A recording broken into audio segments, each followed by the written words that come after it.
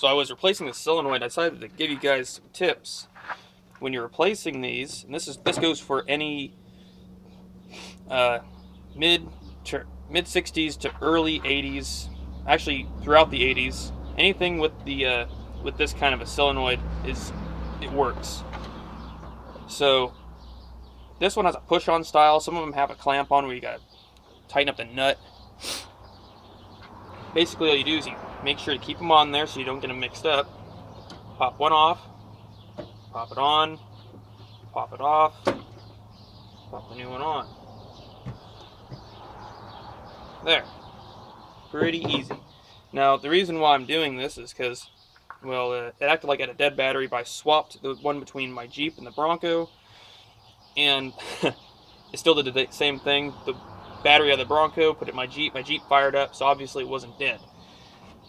Replaced the battery cables, it fixed it, but might as well replace the solenoid as well. It's not very hard. Just attach it here, stick the little lock washer on there. The new one comes with lock washers and all the hardware you need. Go ahead and tighten that up.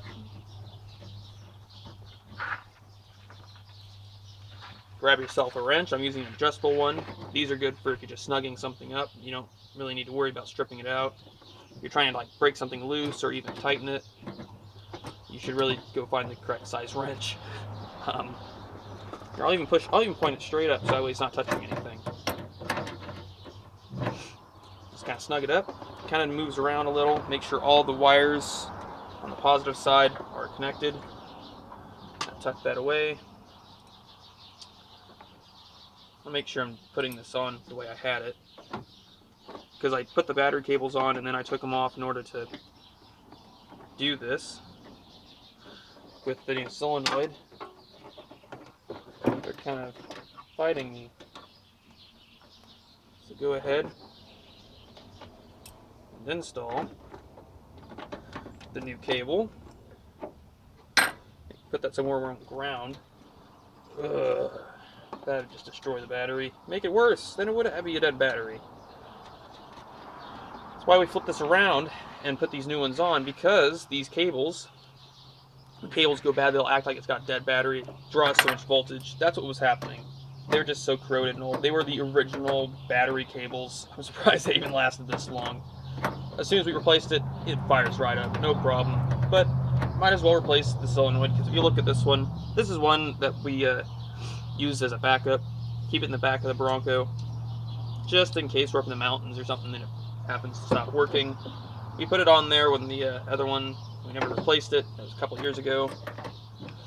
So now we're actually getting around to replacing it, thinking that that's the problem. But it's just a good rule of thumb that if you have something that's been on there for a while, to go ahead and replace it.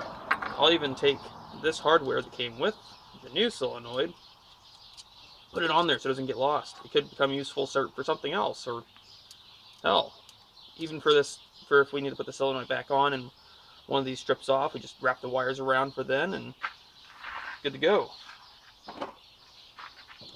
This is pretty easy. The reason why we flipped it around is because this terminal was pretty damn close to the fender and the radiator core support, so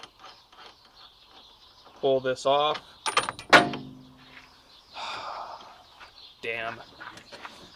Don't you just hate it when you drop things? There you go. Got it out. Don't you just hate it when you're in a garage or something and you're working and you just don't hear the tool that you dropped hit the floor? Now you gotta go digging through the engine bay, and what a pain in the ass.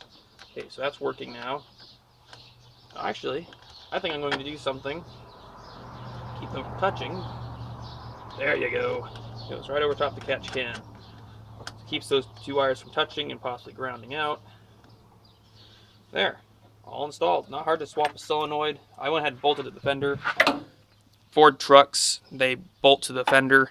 At least on Broncos, that is. We'll even go and test this out, and I'll show you that it fires right up. Not hard at all. I had it running just a few minutes ago.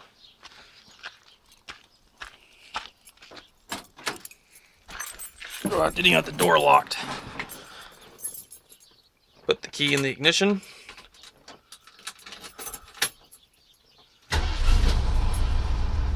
Fires right on up. Even get a little gas. I'm gonna take it for a spin in another video. Until next time, see ya.